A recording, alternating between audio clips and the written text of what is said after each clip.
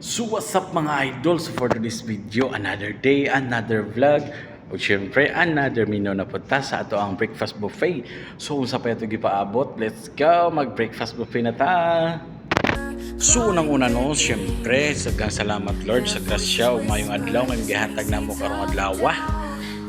So magsugod ta sa ato ang breakfast menu. Natay congee, syempre, mga salad, natay plain rice ug java rice, natay aglio olio pasta, chop suey, natay chicken tocino, chicken nuggets, chorizo, beef frank, ug natay pork.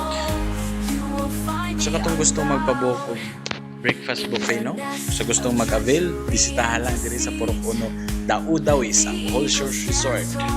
Magkuban-uban ta diri, mag breakfast buffet para masulayan ang atong mga lamiang mga pagkaon. Ug syempre open ta diri sa DUs from 8 to 5. Pwede ta magligo-ligo diri sa swimming pool. Sa petong gipaabot mga idol, arat na. So kung giganahan ka nga video, pa-like and share mga idol, syempre follow. Daghang salamat sa pagtanaw. Let's go.